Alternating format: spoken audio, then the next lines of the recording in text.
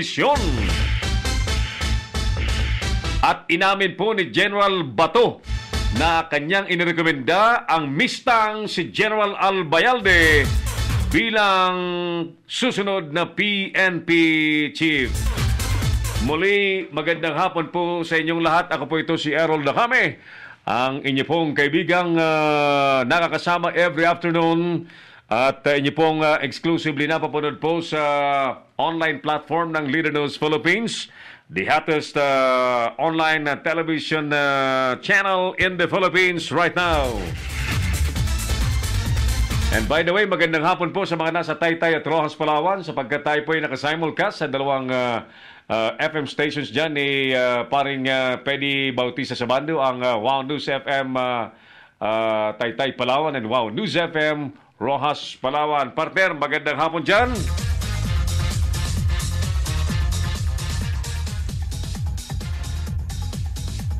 Siyempre, Friday po ngayon at maraming looking forward sa weekend na naman. But kahit Friday po ngayon, marami po ang mga nangyayari sa ating paligid na karapatan po ninyong malaman para hindi po kayo nachichismisan o nabibiktima ho ng fake news. Alright, bilang pambungad na bilang sa ating palatuntunan, alamin po natin ang report ni partner Jojo Sikat.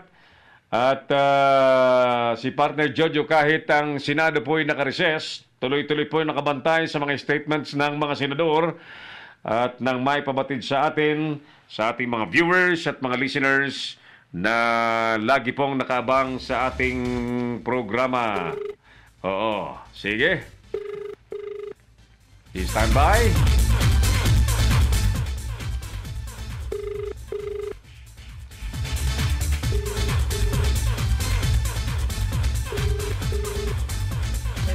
Mga kaibigan,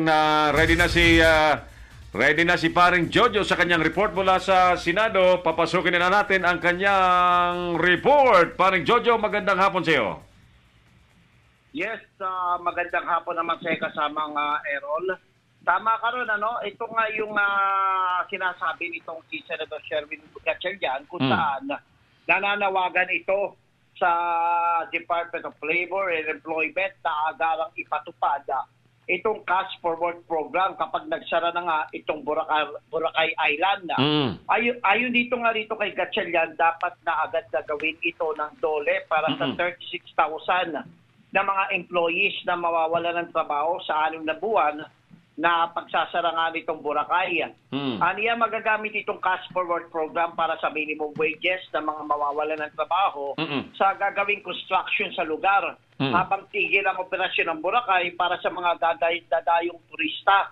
Paliwanag ditong si Gatchalian kasama nga Errol na maaari pa rin na mag-operate ang mga maliliit na negosyo para sa mga yung mga kakain na mga construction workers na magtatrabaho sa lugar para sa infrastructure project na gagawin sa Boracay kasabay ng pagpapasara nito.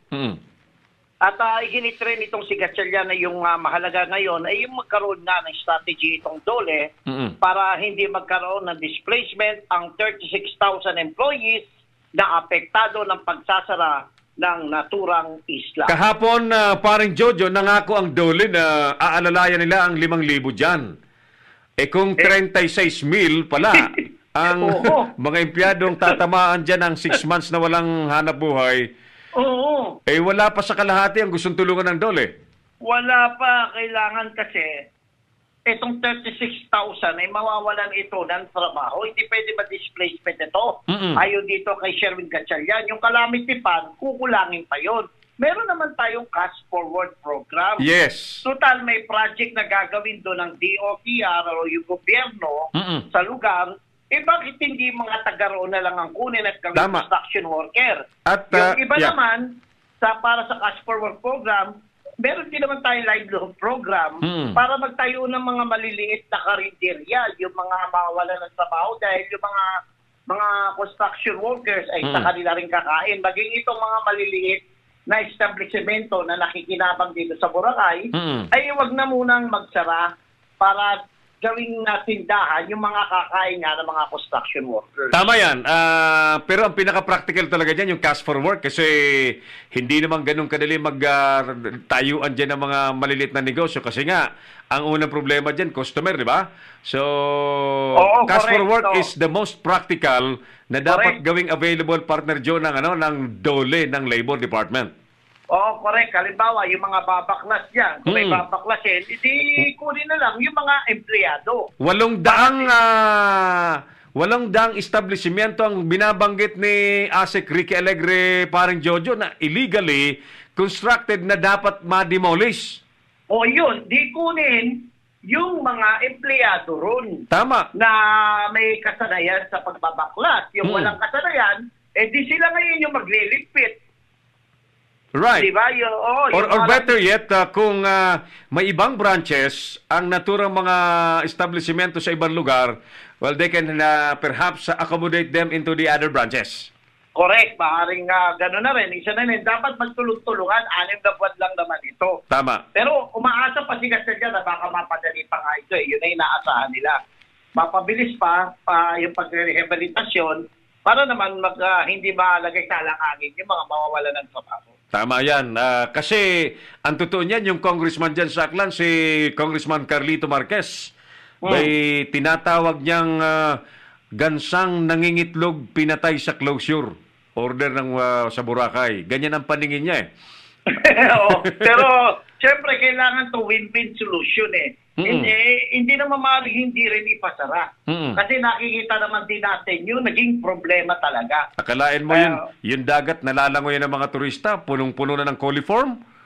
Oo, hindi lang yun eh. Yung mga popo. Yun na nga yun. Yung popo, naging lumot, coliform, bacteria. Kaya nga, dapat ayusin na rin yung sa kanila lahat yun. Just wonder kung paano gagawin doon ng DNR yung nasa dagat ng mga ganun, ano? Yung sewerage, kasi that's physical structure, magagawa naman nila yon. Yung nasa dagat na, paano kaya gagawin nila? I'm just wondering. Hindi, alam naman natin itong kalikasan ay kusa siya na ginagamot naman niya yung sarili niya eh. Basta't bigyan lang ng pagkakataon na tamang oras o tama na yung 6 na buwan para i-rehabilitate ng Boracay yung sarili niya. Yung sa dagat. Naggagano naman eh. Kusa naman niya eh. Mas mabilis niya pag-rehabilitate niya kung walang gagalaw sa kanya. Kung wala nang dadagdag. Oo, na animal ban. Tapos, yung magkakaroon ng establishmento, ay siguraduhin naman na yung mga sewerage system ay talagang ang ibubuga nila sa dagat ay malinis sa tubig na rin. Properly treated na. Oo, treated na para hindi na maulit total. Sila rin naman ang apektado kapag muling ipinasara ito. Tama. So sana pakinggan ni Labor Secretary Silvestre Bello III ang mungkahi ni Senador Gatchalian. Maganda naman yung kanyang mungkahi para naman to. Itong cash forward program ay talagang malaking bagay para sa mga kababayan natin sa loob ng 6 na buwan, yung mga employees na maapektuhan dyan sa naturang isla. Tama-tama, parang Jojo, si Lino Sumayaw, yung ating kaibigan sa Boracay, may report mamaya. Pakinggan mo kung anong totoong sitwasyon doon sa Boracay mamaya. Okay, mapakinggan nga natin yung ating kasamahan dyan sa Boracay Island. Okay, mula rito sa Senado, ito si Jojo Sikat para sa Leaders News Philippines Nagulat. Meron the comments. Ang Kamaong Asero. Thank you, partner Jojo Sikat mula po sa Senado. Tuloy tayo sa ating palatuntunan. April 26 na po kasi mga kaibigan ang start ng closure dyan sa Boracay. Kaya't everybody's in parang sad mode, especially yung mga naghahanap buhay doon dahil alam nilang hindi kayang saluhin lahat ng mga kumpanya in 6 months na walang income yung kanilang negosyo, no? So, any moment, tatawagan natin yung ating kasamang si Lino Sumayaw para kwentuhan tayo what's really going on dyan sa isla ng Boracay kasi si Lino doon nagtatrabaho mismo eh. Nandun mismo si Lino sa isla. So, maraming kwento doon na hindi naririnig ng taong bayan at hindi na napapanood, ano? May mga marami siyang videong sinend sa atin na hindi ko alam kung naisend niya kaagad. Kung hindi man, a little later siguro, para maipakita sana natin yung mukhang hindi niya pa naisend. Di bale, tawagan muna natin si Lino para malaman natin ang totoong sitwasyon dyan sa lugar mismo ng Boracay sa Katiklan, Aklan. Saglit lamang ho, ha? Saglit lamang at tayo po'y tatawag sa ating kaibigan sa Boracay. Basta sinasabi ko po sa inyo, nalulungkot ho si Aklan Congressman Carlito Marquez. Ang tawag niya nga po sa closure ng Boracay, parang gansang nangingitlog na pinatay. Oo. Dangan nga lamang, aminado siya na talagang may mga sutil na negosyante na talagang maraming paglabag ang nagagawa habang sila po'y nag-ooperate dyan sa naturang isla at namumunini po ng pera. Parang pinagsasawalang bahala po ang environmental issues at protection supposedly dahil ang islang yan, ang negosyo po dyan, ang hanap buhay po dyan ay purely nakasalalay po sa ganda ho ng kalikasan. Si Errol Dacames, ang Kamaong Asero. Tawagan natin si Lino.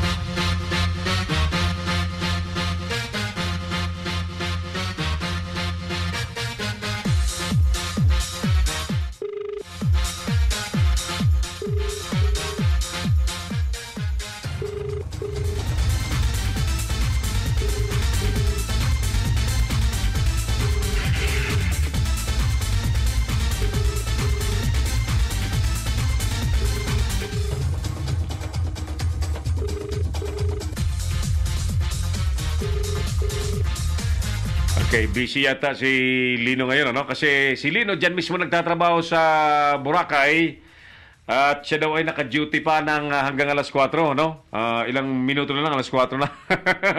Di bale, one more time. Sige, subukan natin. Kasi ako, I am so excited na malaman ng aktual na nangyayari po dyan sa pinag-uusapan po nating issue sa isla ng Boracay.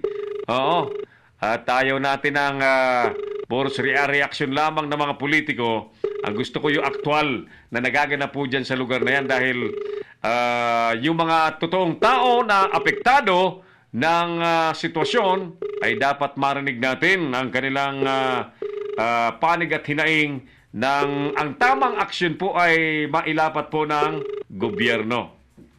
Busy talaga yata. Saglit ha. Balikan natin yan mamaya. Okay, alas 3:49 na po ng hapon. Patuloy po kayo nakikinig at nanonood sa ating palatuntunang. Si Errol Dacames, ang Kamaong Asero. Okay, habang pinag-uusapan natin ang Boracay closure na ikinalulungkot nga ng congressman sa naturang lugar dahil para daw isang pasyenteng may sakit, ang ginawa daw ng gobyerno ay pinatay. Di ba ang pasyente, ang gusto ng mga may karamdaman ay mapagaling at hindi patayin. Di ba?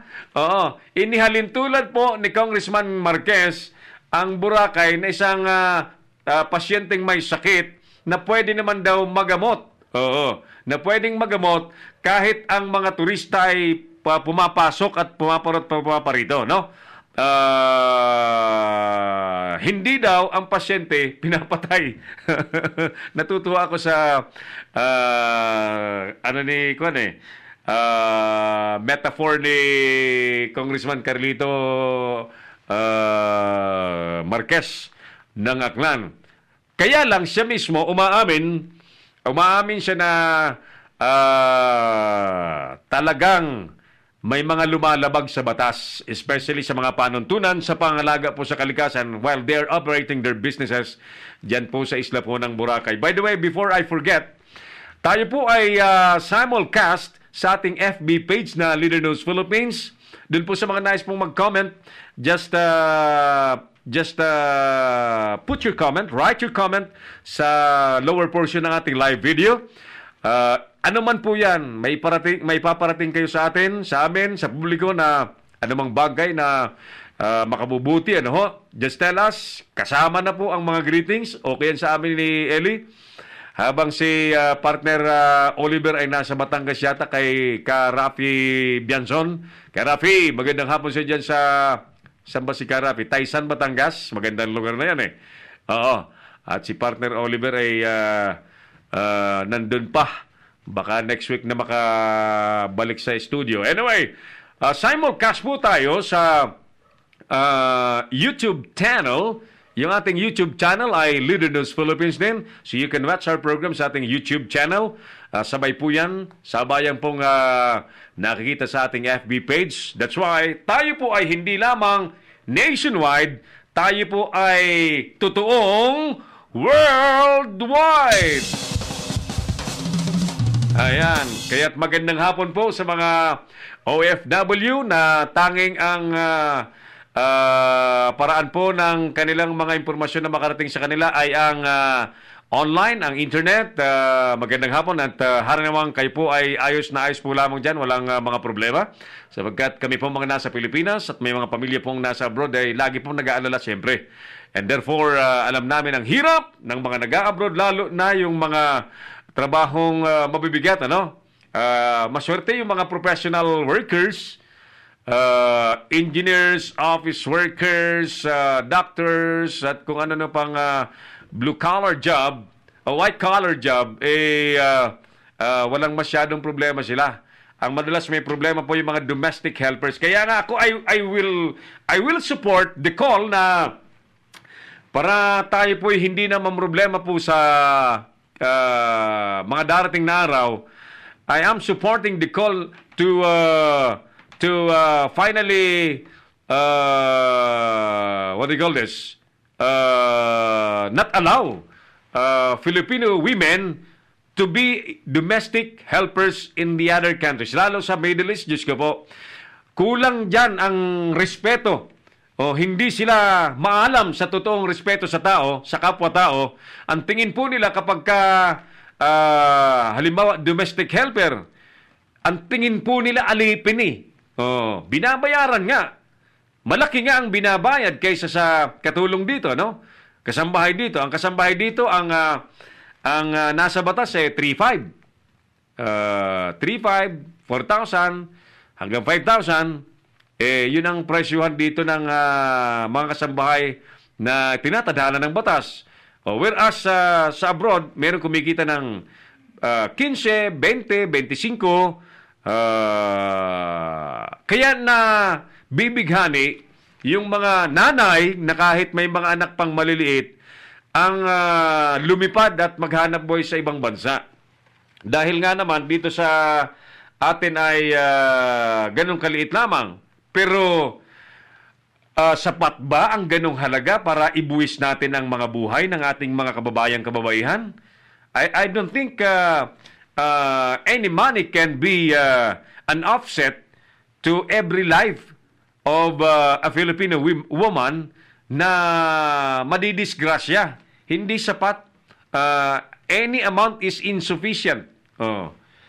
Insufficient para kahit bayaran, ang buhay ay hindi na maibabalik po. Lalo't isang madre di pamilya.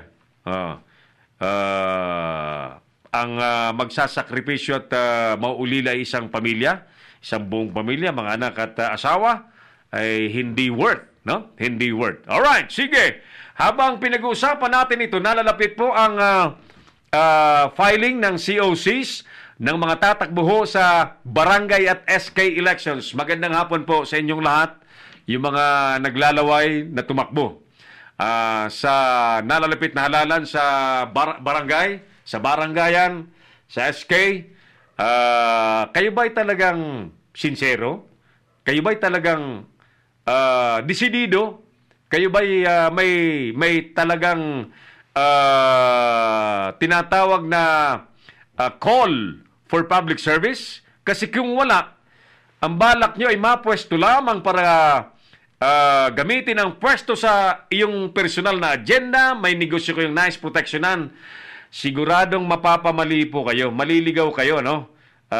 Kapag kaganyan po ang may parang may string attached sa pagtakbo ninyo. Tatakbo ako para yung mga projects yan makomisyonan ng malaki-laki. Pag negosyo po ang hawak ninyo, siguradong pupulutin kayo sa kulungan. Matindi po ang kampanya ng Pangulong Duterte sa anti-corruption, ha? Binabalaan ko lamang kayo. Kung hindi sincero ang serbisyong pakay niyong ipagkalob sa mga kabarangay natin, ay huwag na kayong tumakbo sapagkat siguradong matitisod kayo. Okay, sige. Dahil po dyan, tatawagan natin si Undersecretary Martin Bobotdinho ng DILG kasi naglabas daw ang DILG ng panuntunan, batayan ng kalidad ng mga dapat maiboto sa barangay ngayon. Malapit na pang barangay election this coming May 14. Nasa linya natin ang ating kaibigang Assistant Secretary ng DILG, no less than Yusek Martin Dino. Yusek, magandang hapon po sa inyo, sir. Si Errol Dacame po sa Leader News Philippines. Magandang hapon, Errol, at siyempre sa ating mga tagapagkinig, magandang hapon po. Thank you, sir, sa pagsagot sa aming tawag. Bagamat kayo po ay minsan nakita ko, nagpapacheck up sa ospital, pagaling ka at may mission pa tayong dapat gampanan. Oo. Po. Are you okay? Are you okay? Yusek, okay ka ngayon, ha? Lalabas ko lang. Actually ngayon, nandito ako sa Bohol. Meron tayong aatenan na summit para sa federalism. I see. Oo. Gaano kahanda ang DILG, especially ang Public Affairs Office, sa nalalapit na barangay election na Yusek? Actually, handang-handa na tayo, no? Almost 100% na ang kahandaan sa lalo-lalo na yung collaboration ngayon ng COMELEC at saka yung interagency in preparation for the barangay SK election. At siguro talagang wala nang pigil ito dahil hindi naman gumalaw ang Senado para doon sa pagpapaliban. Kaya nandito na kami sa kampanya para kung ano ang mga panuntunan. First time to na maglalabas ang DILG ng ating mungkahi kung sino-sino ang ating mga iboboto bilang barangay captain, kagawad, SK official. At dito, ito yung matino, yung maasahan at mahusay. Pero siyempre, alam mo naman ako, Errol, kailangan dyan, merong malasakit at saka tapang. Kasi kung nasa yung ngayong katangian ng tatlo, hindi naman buwan loob mo, saka yung political will, mahihirapan tayo. Kaya kailangan, andyan yung tapang talaga. Na kung saan, yung ipinangako natin sa ating mga constituent, na ipagtatanggol natin ang kanilang karapatan, pagtatanggol natin yung kanilang peace and order sa ating barangay, kailangan masagot natin yon. So, ito yung ating mga minumungkahi ngayon. Dapat, siguro, kung mamimili tayo, kapitan na hindi lasenggo, kapitan na hindi sugarol, kapitan na hindi magnanakaw sa barangay, at lalo na yung kapitan na hindi adik at hindi siya involved sa illegal drugs. Sasabihin mo nga yung kapitan, hindi nga siya involved.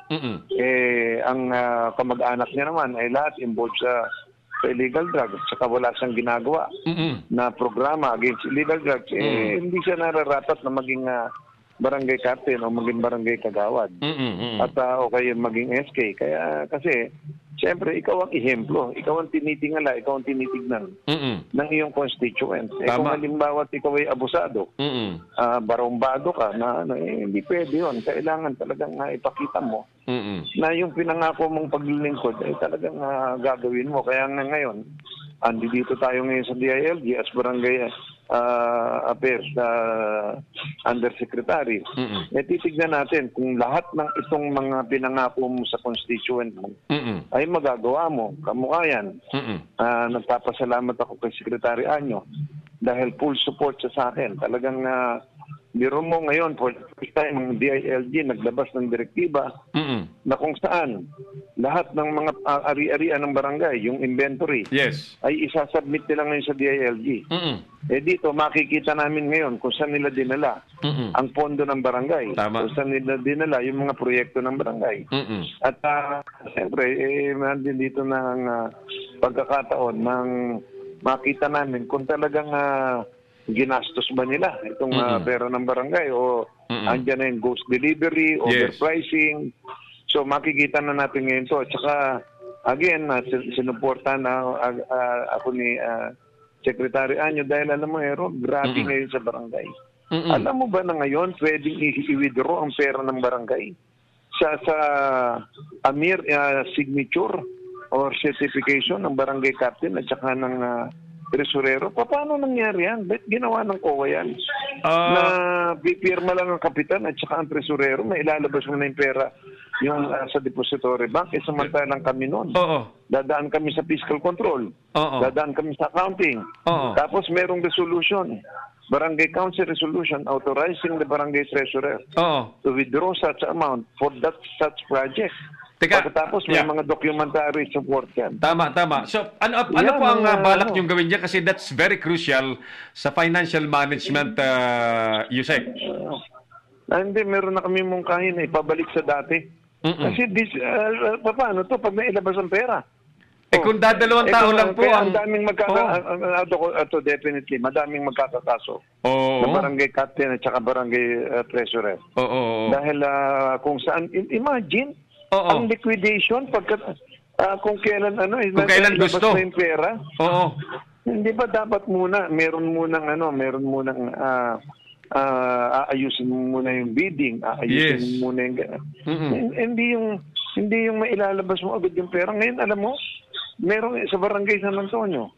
Nailabas na yung pera ng barangay na wala pang proyekto. Naku po, saan nadala yung ilang na to na so ang kailangan mo na lang papeles, paper, gawa ka na lang ng mga ng liquidation na nauna ilabas ang pera bago na i-ano yung produkto. Samantalang ang proper way to do that, deliver first. At saka dapat meron munang bidding, meron munang siyempre katapusin mo na yung procedure. Yes. Bago mo bayaran, ito hawak yung pera ng barangay. Hawak ng kapitan at saka tresurero. Ay, nako, very dangerous. Nasa kanyang discretion kung anong gagawin niya. Kaya ngayon, kontrolado niya ngayon ng council. Ayaw niyo sumunod sa akin, wala kayo. Kaya ngayon, andyan na yung ghost delivery at saka yung overpricing. Nako. Ngayon, kaya nga ngayon, nagpapakuha ako ng madaming lawyers at saka pati accountant para makita namin ngayon kung yung pananalapi ng barangay makita namin kung saan talaga dinala. Ang isang tiyak sana na may transparency sa mga kabarangay nila ay yung barangay assembly cap, Yusek. Ang problema ang nakita ko, alam mo ba ang nakita kong style ngayon ng mga kapitan? Sila ang nagbabarangay assembly, yung mga correct. yung mga saka tanod. Hindi nila binibigyan ng pagkakataon na magsalita ang taong bayan. Yes. Yan ang totoong nangyayari ngayon. At saka ngayon, ang kamukha niyan, yung sa badak. Ngayon, titignan namin, pag hindi ka nagsubmit ng badak ngayon, mukhang may problema kang malaki. Alam mo, yan ang trust ni Presidente. Our fight against illegal drugs. Pagkatapos, hindi ka nagtatag ng badak sa barangay mo. At saka hindi pwede yung magsasubmit ka sa DILG ng pangalan ng badak pero hindi naman functional. Kailangan kumikilos. At saka pag nakita namin na talagang naglipa ng droga at saka krimen sa barangay mo at wala kang ginagawang proyekto, may problema ka na. Ngayon, we will see to it na nagpa-function yan tsaka kamukha nito. Very good. Sasampulan ko Metro Manila. Ayun. Ngayon, halimbawa, bibili ka ng CCTV. Tapos yung CCTV, pagka-deliver sa'yo, pababayaan mo na. Na kung masira, hindi mo may milyon-milyon ang ginastos mo dyan. Pagkatapos, ang ginagawa mo dyan, recording, hindi monitoring. Dapat yan, 24/7 may nakamonitor. May nakamonitor para crime prevention talaga. Kung crime solution lang... Oo. Correct. At saka kung halimbawa may iikot-ikot yan. Antimano, nandun na si Kapitan. Sabihin niya, sitahin nyo na yan. Nakakadalawang ikot na yan. Right. Kung taga dito sa atin yan. So, ang ibig sabihin, crime prevention. Halimbawa, Yes. ako din. Dito sa Metro Manila, siguro talagang subukan namin na magkaroon. There is 1,700 checks barangay in Metro Manila.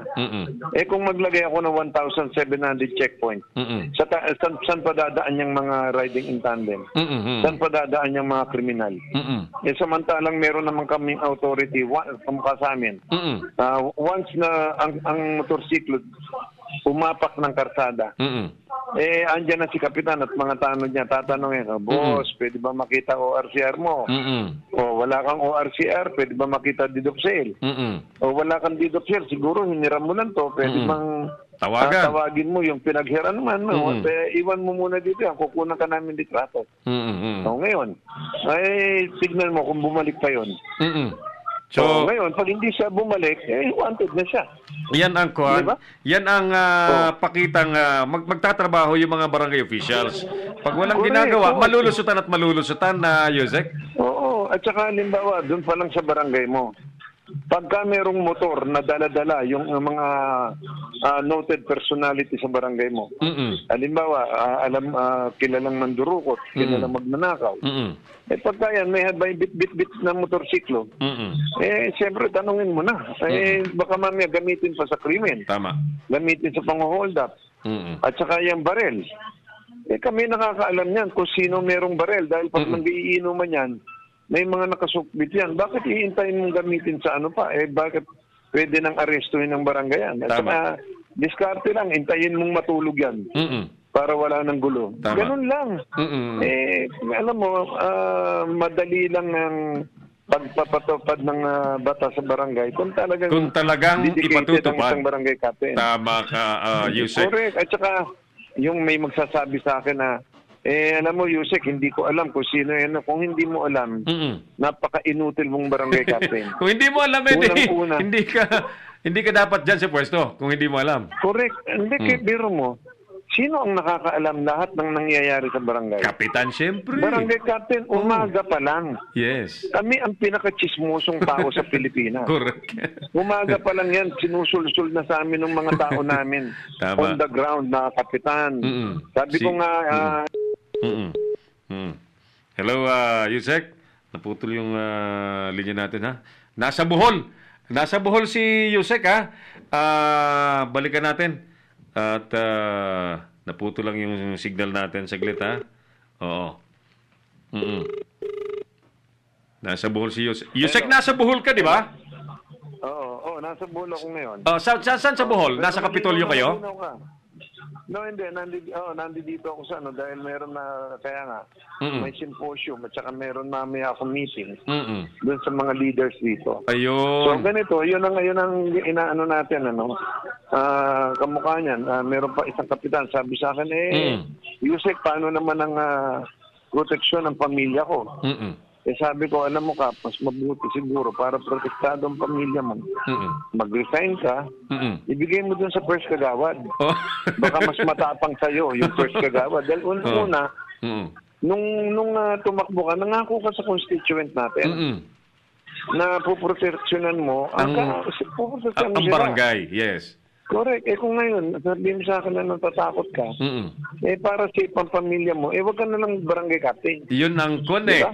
Yun ang naging nila, palusot nung matindi ang problema sa drugs. Ayaw nilang kumilos kasi kesyo nakatago ang mga drug operator, sila ay nakalantad, sila ang nakikita, takot sila lagi. Sa totoo lang, kilala namin yung mga yan. Habang lumalaki ang barangay mo, lumalaki ang pondo mo, dumadami ang tauhan mo.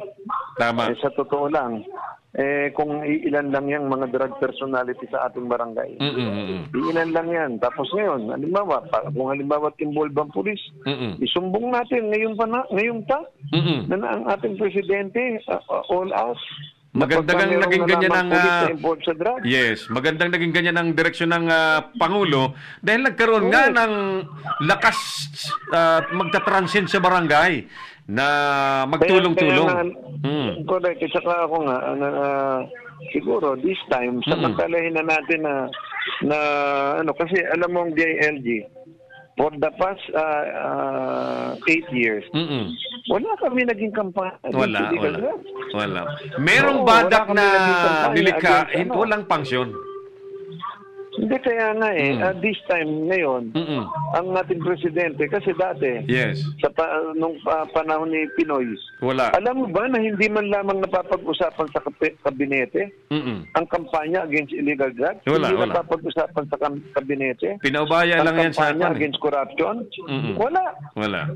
Oh, dahil merong isang sekretary na nagpatunay sa akin yan, si Secretary Mamba, ngayon ay governor ng Cagayan. Sinabi niya not once na pinag-usapan sa kabinete ang fight against illegal drugs. Oo.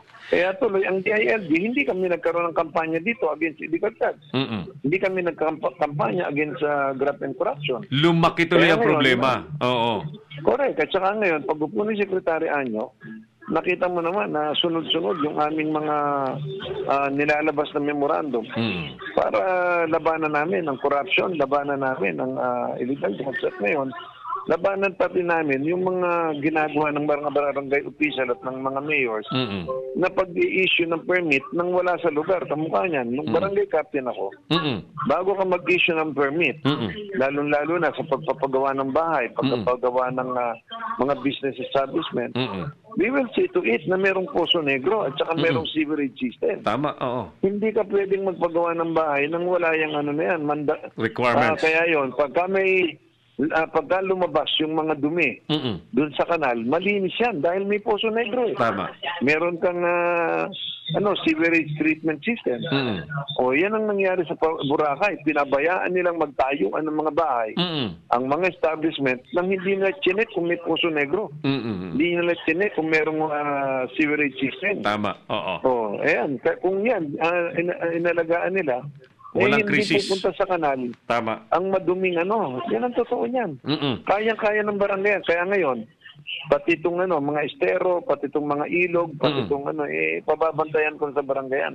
Yusek, balikan nga trabaho natin yung namin Yusek, balikan nga natin yung inilabas yung panuntunan sa tamang mga kandidatong dapat maiboto. Gusto kong pututukan natin yan. Dapat kasama Sige. siguro dyan, Kap, yung Yusek, yung hindi bibili ng boto.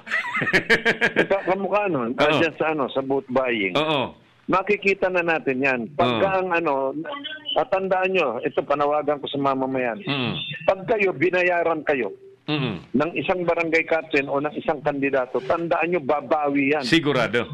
Ang babawian yan, yung pondo ng barangay. Yes. Kamukha ngayon, kaya talagang chichikin ko ngayon kung sino ang mga naglabas ng pera ng mga kapitan, nilabas nila yung pera ng milyon-milyon, pagkatapos wala pang proyekto. Ayun. At ngayon, pacheck namin yung proyekto. Kung yan ay ghost delivery, kung yan ay titignan natin. At saka titignan ko na rin ang mga salin nila ngayon. Ayun. Na kung saan, nung una, wala silang bahay. Ngayon, may bahay na. At ang daming sasakyan. Yan ang titignan natin mabuti ngayon. Ang daming ganyan ngayon. Madami. Marami nga, Yusek, na pwesto lang, dumami ang lupain eh. Correct. At saka ngayon, magpapile na kami next week ng mga kaso against illegal drugs, against corruption. Very good. At ngayon, tumatanggap na rin kami sa DILG ng mga reklamo. Kung merong magre-reklamo sa DILG na. At titignan natin yan, lalong-lalo na kung meron silang mga supporting documents. Actually, ang dami ng kagawad na nagpupunta sa akin at nireklamo nila yung mga kapitan. Dala-dala nila yung mga pananalapi ng barangay na kung saan ang daming ghost delivery, ang daming overpricing. Kaya dito, baka maubos sa Yusek ang mga kapitan bago mag-eleksyon. malamang maubos dahil lalo sa kadamihan ng ito yung payback time eh. Yes. Kumbaga, namayagpag yan, nag-abuso yan, akala nila wala nang magbabantay sa kanila. Tama. akala nila na todo pasa na yung kanilang mga pinagagawang pang-abot. Opo. Ginagawang pagnanakaw sa barangay. Eh siguro ngayon, panahon na yung at nananawagan ako sa ating mga mamamayan. Go ahead. Yung mga tao sa simbahan, yung mga NGO, mga PO, tapos pati yung mga barangay kagawad. Kaysa madamay kayo, isumbong nyo na kung anong ginawa ng kapitan at saka ng tresurero. Tama. Dahil kamukha niya, kung ilalabas nila ang pera, at pagkatapos nakukuha nila na yung project ginagawa na lang na ghost project, panahon na magsalita kayo dahil kung hindi kayo magsasalita, damay sila. Malamang madamay kayo. Tama yan, oo. Yan ang totoo niya, madadamay sila. Tama. Yusek, bago tayo lumaot pa, nais kong banggitin na sa inyo na kami dito sa Leader News Philippines, may niluluto kaming programang pang-barangay ng title Ganadong Barangay. Iniisip ka namin na isa ka sa maging main host para makatulong kami sa opisina mo at mamonitor natin ang nangyayari sa barangay, Yusek. Correct. At saka magkaroon tayo ng barangay academy sa ere. Ayun, para malaman ng mga barangay official, mga barangay captain, mga kagawad, mga SK, yung kanilang authority at saka yung kanilang trabaho. Yes. At saka yung kanilang accountability. At malaman din ng mamamayan, malaman ng taong bayan na ito naman ang kanilang karapatan. Ito na hindi kayo dapat matakot sa barangay captain, hindi kayo dapat matakot sa kagawad. That's right. Dapat yan, sila ay nagsiservisyo, public servant. Tama po yan. Hindi sila pinagsiservisyohan. Tama po yan. At saka hindi dapat sila suplado, hindi dapat sila yung mayabang, hindi dapat Kaya nga dun sa ating mungkahi na isang matino, isang mahusay, isang maasahan, isang matapang. Kapitan na may malasakit. Kapitang matapang. Ayun. Yan ang natin. When we say Kaya matapang, hindi yung tapang ng mukha, hindi yung tapang ng sikmura. Political will. Hindi yung tapang ng hiya. Ang dami ngayong mga barangay captain, ang tapang ng hiya, kamukha niyan. At saka ngayon, ito ang mga programa na gagawin ko. At ito yung pinaprubahan ko kay Secretary Anyo. Again, our campaign against illegal drugs. At saka ngayon, hindi ba meron tayo nag-surrender na 1.4 million? Yes. Ngayon, wala tayong facilities para pagdalhin sa kanila. Pagdalhan, oo, tama. Kaya ngayon, iminungkahi ko na meron tayong barangay-based rehabilitation program. At ito, gagawin na sa barangay. Para ngayon, yung rehabilitation, nandun lang sa doon sila uwi sa bahay nila, pero susunod sila sa magiging programa ng barangay. Yun. Tapos magkakaroon din tayo ng barangay information officer sa 42,000 barangay. Kaya meron nang magre-report kung ano yung kagandahan ng barangay, kung ano ang pangangailangan ng barangay, kung ano ang nangyayari sa barangay. Kaya tapos kung intelligence gathering na kung saan makakatulong para sa security ng ating bansa. Our fight against insurgency, our fight against terrorism. Kaya ito, makikita natin ang gulo. Tapos maglalagay din ako ng barangay environmental, ecological, and sanitary inspector o officer sa kada barangay. Ayun. Para mapoproteksyonan natin ngayon ang ating kalikasan. Tama yan, Yusek. At saka meron tayong programa naman sa ating mga IPs, i-rehistro lahat ng Pilipino. Ayun. Ibig sabihin, magkaroon ng birth certificate, magkaroon ng kung namatay naman, may death certificate, yung ating mga katutubo at yung ating mga kapatid na Muslim. Tama. At lahat ng Pilipino, lalo-lalo na yung mahihirap dahil pwede nating i-subsidize yan. Tama. So, at saka yung Barangay Disaster Coordinating Council, in our preparation for the big one, and our preparation dun sa mga calamity. Magkakaroon tayong sariling evacuation center, magkakaroon tayo ng tao responsible for transportation, responsible for food, responsible for disaster, saka sa medical. Kaya yan, nasa ano na yan Tapos yung Council for the Protection of Children. Palalakasin natin sa barangayan. At saka yung kaya ibabalik ko din yung UBAS, yung ugnayan ng barangay at simbahan. Hindi lang Katoliko, lahat ng simbahan sa ating barangay. tapos yung People's Organization at saka NGO. Eh yung ibang kapitan, hindi na sinasali yung kalaban niya. Wala. This time, hindi pwede yan. Sabi ko nga sa Lahat inyo, dapat niya Yusek, isali. yung barangay assembly nila, sila-sila. Yung mga kagawad lang, mga barangay tanod, at hindi yung na. mga leaders nila. At, hindi, tsaka ang gagawin ko ngayon, mag-accredit na ako dito sa DILG. Yun. Magkakaroon kami ng sarili nating accreditation. Oo. Para ngayon, ito yung magbabantay sa bidding Maganda yun, ng maganda. mga barangay property. Oo. Kaya ngayon, hindi kontrolado ni Kapitan o yung Okay. Naputol ulit yung linya natin kay Yusek.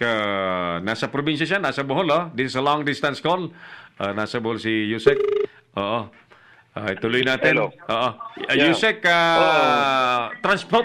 total transparency yung move na yan. correct, oo. Tsaka ngayon, talagang hindi niya pwedeng kontrolin. Alam mo, there's such thing as Barangay Development Council. Ito yung mga bumabala kung ano magiging programa at saka proyekto ng barangay. May kapitan na nagyabang sa akin, sabi sa akin, Yusek, na-appoint ko na po lahat ng mga member ng Barangay Development Council. Ito sinasabi ko dun sa hindi ho ina-appoint ni Kapitan ang Barangay Development Council. Yan po ay nag-i-eleksyon. They will elect among themselves kung sino ang mga mangunguna dyan. Kaya si Kapitan, kung ano magiging desisyon, yung tatanggapin niya yun, hindi pwedeng siya mag-ahari niyan. Kaya correct. At saka yung magbabantay sa bidding, hindi pwedeng yung kakutsaba ni Kapitan. Tama, oo. Dahil dapat yan, makikita natin kung sino yung overpricing, tapos pati yung magkakaroon na tayo ng post-audit at saka pre-audit. Tama yun, oo. Yung mga property ng barangay. Hihigpitan natin ngayon. Mabuti yan. At pag yan nangyari lahat, Yusek, there's no really doubt na hindi gaganda ang buong Pilipinas. Correct. Si Presidente, ang inaasahan niya, barangay. Very basic barangay talaga. Correct. 2 beses niya na nga in-extend yung ng barangay. At tinignan niya kung talagang kikilos to against illegal drugs. Hindi naman kumilos wala, failure Kaya nga ngayon, talagang we will make sure that gagalaw to. Kung hindi, hindi lang natin sila alisin sa pwesto. Kasuhan. Kakasuhan at ipakukulong pa natin yung mga nagmalabis talaga dito. Alright. At saka yung nag-abuso. Yusek, alam ko po na may meeting ka pa dyan sa Bohol, so we wish you all the luck at I wish you all you will have good health always. Marami ka pang misyon. Maraming salamat po. Thank you so much. Sa ating mga mamamayan, ang panawagan ko lang, meron na po kayong pagsusumbungan, andi dito pong opisina ng inyong Yusek Martin Dino, Yusek Undersecretary for Barangay Affairs, at tumatanggap na rin po kami ng lahat ng klase ng reklamo. At umasa kayo na aksyon na namin yan sa lalong madaling panahon. Maraming salamat at kaibigang Errol. Mabuhay ka at mag-uusap pa tayo madalas. Maraming salamat, Yusek Martin Dino ng Department of Interior and Local Government. Si Errol Dacames, ang Kamaong Asero. Thank you so much, Undersecretary Martin Bubot Dino. Dating kapitan po yan, kaya't alam na alam niya po ang kalokohan ng maraming kapitan at mga barangay officials.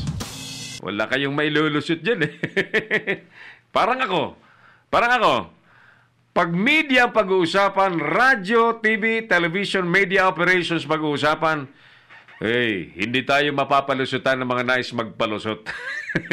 Alam po natin ang maaring gawing kalokohan. Alright. Balikan nga natin si Lino Sumayo kung ready na, no? Kasi kanina tinatawagan natin sa Boracay mismo kung ready na siya makausap natin. Oo, alas 4:25 na po. Subukan natin kausapin siya. Nang malaman natin ang aktual na sitwasyon sa isla ng Boracay.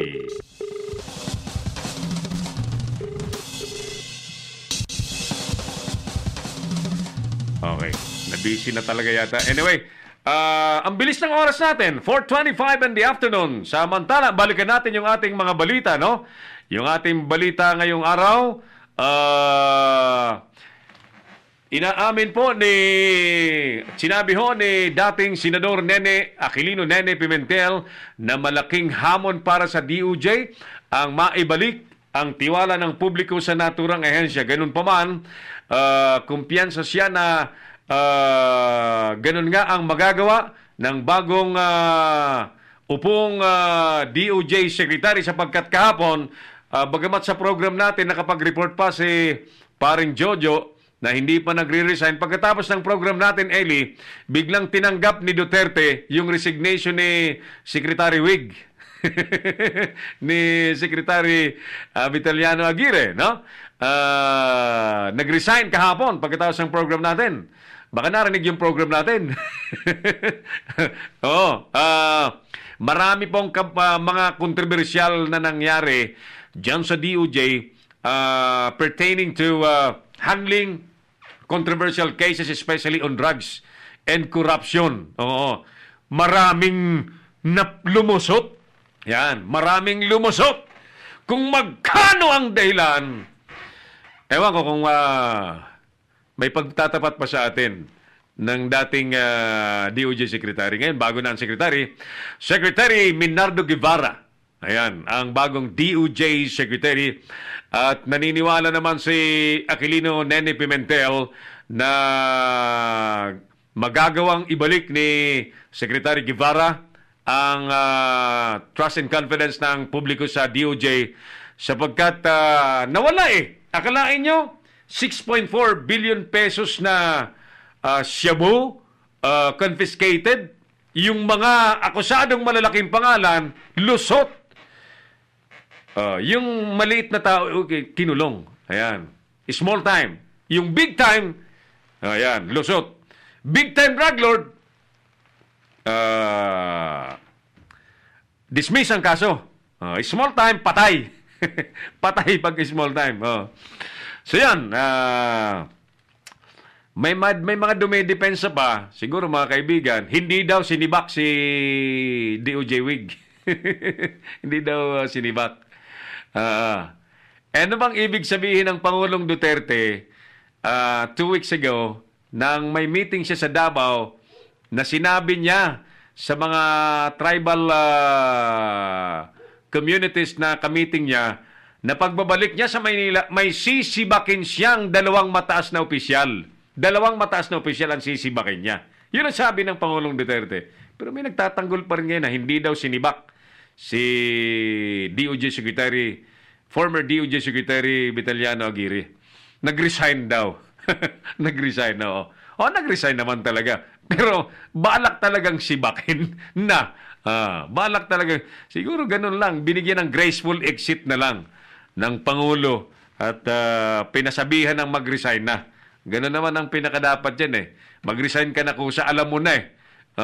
Alam mo na ang mangyayari. So, nawa, haraniwang may balik ho ni Secretary Guevara ang tiwala ng taong bayan sa DOJ, who supposedly a very sensitive department under the office of the President, especially yan pong ahensya nga ay may obligasyon na to handle fair justice para sa lahat na walang pinapaboran.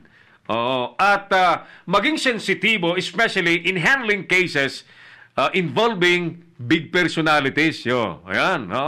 Hindi yung kapag pinakitaan ng sangkaterbang makasisilaw ay talagang ipagkakanulo na ang interes at katotohanan at ang hustisya. Yan ang hindi pwedeng mangyari pa ulit. Okay, 4:30 in the afternoon, sa iba pang balita, yung pamantay na pagboto sa barangay at SK election, sinabi na ni Yusek Martin Bobot-Dino. At mukhang tuloy na rin ang peace talk sa pagitan po ng gobyerno at ng CPP-NPA dahil pumayag na po si CPP Chairman and Founder Joma Sison na manumbalik po ang peace talks, bumalik sa lamesa po ng pag-uusap nang wala na pong kondisyon. Ako, in fairness, nakita ko naman yung sinseridad ng Administrasyong Duterte na magkaroon ng kapayapaan, mag-usap. Naging bukas ang ating Pangulo na kausapin ang CPP-NPA. But then again, bakit ang CPP-NPA habang nag-uusap, binibira, kinakanyon, binabaril ang mga pulis, ang mga militar, inaambus. In fact, yung presidential convoy sa Mindanao, inaambus habang may peace talks. So, tama lang talagang ginawa ng Pangulo na itigil ang peace talks at sige, gyera kung gyera. Ang problema dito, mga kababayan, mga sundalo, mga pulis Pilipino, mga NPA, mga Pilipino. Diba? Yung mga foreign aggressors natin, tuwan-tuwa sapagkat busy tayong mga Pilipino na nagpapatayan tayo. Tayo mismo mga Pilipino nagpapatayan. Yung issue natin sa Spratly Islands, issue natin dyan sa Mindanao, mga dapat na matagal ng isyong nasolve, sa Sabah, yung Sabah claim natin, etc., hindi na napagtutunan ng pansin because we are busy among ourselves fighting each other. Yan, killing each other. O kaya nga tama ang direksyon ng Pangulong Duterte to put an end to this by having peace talks and negotiating some terms on how we can live in peace side by side. Ayan.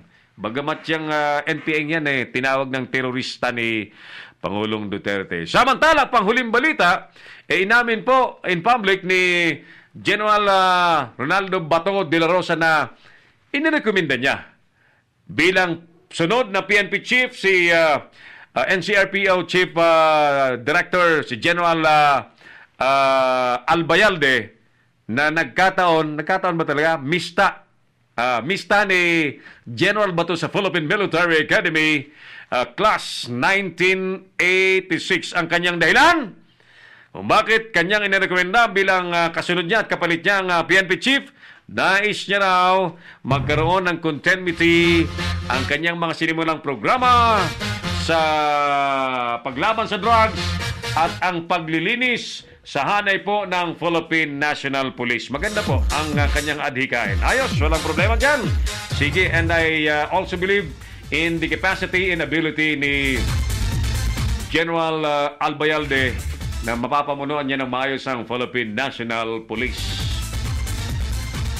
Okay, salamat na lamang po sa ating partner sa pag-uulat, si partner Jojo Sikat. By the way, bago tayo tuluyang magsara ng tabing, nais kong batiin na yung mga nanonood ngayon. Sino-sino mga nanonood ngayon? Saludo sa Leader News Philippines, si Phil Rabs, Felipe, si Dano Rabulan. Phil Rabs, how are you? Si Guapo. Guapo, kumusta ka? Si Koy Hipolito Laura, mabuhay ka, Lodi Errol. Yan. Koy, kumusta ka, bro? Good PM sa lahat. Partner Jojo Sikat. Pakibati po kay Kapitan Yusek Bobot Dinyo. Kuyang Errol, salamat po mula kay Koy. Mary May Arguillas na nasa Lebanon High. Rose Marinabong from Baybay Leyte. Hi, Rosemary. Thank you for watching. Sino pa? Isama na po ninyo ang buong Calabarzon at dapat huwag puro record lang ang asan sa CCTV. Dapat may bantay at mabuhay ka, Captain Dinyo. Mary May Aguilias, God bless po sa inyong lahat. Kahit busy po, tutok pa rin sa balita. Thanks, Leader News Philippines. Good job. Si inaanak Rider Dad sa Tugano. Yan si Yusik Martin Bubot Dinyo. More power. Kabawang Asero, salute sa inyo, Ninong Cairol. Daniel Perez, God bless. Hi, Daniel Perez. Thank you for watching. Phil Rabs, Renz Somalinog is watching. Thank you, Renz. Okay. Who else? Nice kong bigyan ng special mention. Si Judith Umeres is watching from Singapore. Hi, Judith. Hi. Kumusta dyan? Maganda ang Singapore Kaya kami ni Eli dyan makakarating. Ang ganda-ganda ng Singapore. Pero nice kami papuntahin ni parang Jojo Sikat sa Japan. May kapatid siya doon na gustong magpatulong Pupunta kami ni Eli. Sige. Punta kami ni Eli. Kahit mga 1 buwan lang, okay na. Doon kami mag-live broadcast. At sa mga taga-Binyan, kumusta ang aking kaibigang mayor dyan, si Mayor Arman Dimagiba. Mayor Armand, oo, tagal-tagal nang hindi tayo nagkahuntahan, hindi tayo nakakapagkape. Yan ang mayor ngayon sa Biñan, Laguna na pagkaganda-ganda ng Biñan City na sa ngayon through his leadership na nakapalit po kay best friend Linlin Alonte naman, ano? Mayor Armand Dimagiba na isang abogado, kaya't matino ang pamamahala po dyan sa lungsod ng Biñan sa lalawigan po ng Laguna. Thank you. See you soon, Mayor Armand. At ako po'y namimiss ko na rin ang Biñan City. Thank you! Pinababati ka rin ni Dryan Zamora. Kaibigan mo rin pala si Dryan Zamora. When I was... and I still have a TV show sa Channel 4. Suki natin yan sila Mayor Armand Dimagiba ng Biñan City. Daniel Perez is from London. Hi, Daniel, and all people there in London. Malinis po dito sa Singapore, sir. Thank you, Judith. I know, napakaganda, malinis at disiplinado po ng mga Singaporeans. Kaya ganyan. They have unity, they are disciplined people, and they are obedient to the laws. Yun ang pinakamahalaga dyan. Sumusunod at rumirespeto sa batas. Kapag ang mamamayan ay may ugaling Pilipino na lulusot hanggat makalulusot, yan, matagal umasenso. Yan, ganyan ang Pilipino kaya hindi umasenso. May pedestrian overpass, hindi tatawid sa pedestrian overpass, tatakbo mag-jaywalking kasi tinatamad. May underpass, hindi tatawid doon. Ayan. Pag walang pulis, yung siwang sa island, biglang mag-u-turn. Walang pulis eh. Ganyan eh. Pag walang pulis, kahit naka-stop ang naka-red light, ang traffic light, lulusot eh. Walang pulis eh. Ayan. Ganyan ang ibang Pilipino. Pero marami na ngayon ng edukado na at matitino, no? Yan po ang dapat mas dumami pa at maging lifestyle na po natin ang pagiging obedient sa batas ng tao at isama natin ang pagiging obedient sa batas ng Diyos. Si Errol Dacames, ang Kamaong Asero. Mga kaibigan, kami po ay pansamantalang mamamahala muna sa araw pong ito ng Friday. Happy weekend sa lahat. See you again on Monday, mga kaibigan. At salamat pa rin po sa ating best friend, si partner Peddy Bautista Sabando dyan sa Taytay and Ross, Palawan. Sa kanyang News FM Ross, Palawan at News FM Taytay, Palawan. Thank you sa mga taga Palawan. And very soon, Tacloban area, 1FM 96.7 through Hill Anacito Tamayo. Partner, Padre, sige, hopefully Monday makapagsimula tayo dyan ng ating Simul Cast sa Ordineta also, and sa Baguio City and all other radio stations and cable stations. Hopefully we can start working together in the name of public service. Sa ngalan po ng aking piloto, si Engineer Elger Espinal, ako po ang inyong kakampi sa public service at sa mga balita, si Errol Lacame. Maraming salamat. I love you everybody and happy weekend. Inyong napanood ang mga patas na batas ni Errol Lacame sa Kamaong Asero. Abangang muli dito sa Little News Philippines.